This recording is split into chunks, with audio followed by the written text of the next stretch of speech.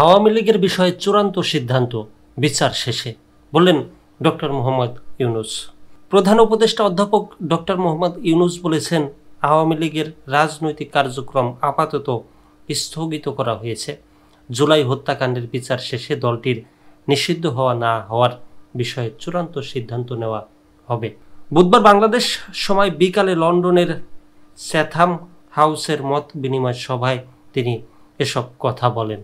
Doctor Yunus বলেন, আওয়ামী লীগের কোনো সদস্য জাতির কাছে ক্ষমা চায়নি।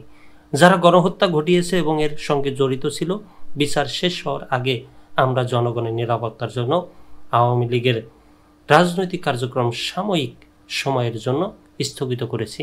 নির্বাচন নিয়ে তিনি বলেন, আগামী জাতীয় নির্বাচন হবে 17 বছর পর দেশে সবচেয়ে সুষ্ঠু ও শান্তিপূর্ণ নির্বাচন।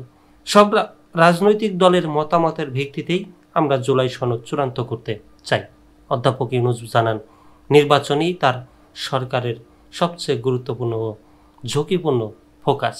প্রতিবেশী দেশগুলোর সঙ্গে বাংলাদেশ সব সময়ই ভালো সম্পর্ক রাখতে চায় জানিয়ে প্রধান উপদেষ্টা জানান, কিন্তু ভুয়া সংবাদ ও নানা অপপ্রচারের কারণে সাইবার স্পেসে অস্থিরতা সৃষ্টি হয়েছে, যা দুই দেশের সম্পর্কে নেতিবাচক প্রভাব ফেলছে। এ সময় প্রধান উপদেষ্টা বাংলাদেশ পাসপোর্ট প্রাপ্তি সুবিধা সহ তার সরকারের নেওয়া বিভিন্ন কার্যক্রমের কথা তুলে ধরে বলেন, আগে পাসপোর্ট সহ বিভিন্ন সরকারি সেবা পেতে মাধ্যম প্রয়োজন হতো।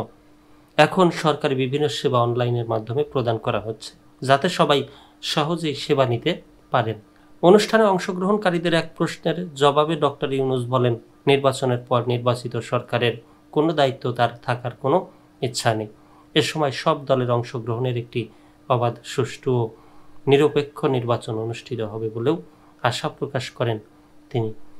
4 দিনের সরকারি সফরে গত সোমবার লন্ডন পৌঁছান অধ্যাপক ডক্টর ইউনূস। অন্তর্বর্তী সরকারের দায়িত্ব নেওয়ার পর এটিই তার প্রথম ইউরোপ সফর। আগামী 14 জুন প্রধান উপদেষ্টার দেশে ফেরার কথা রয়েছে।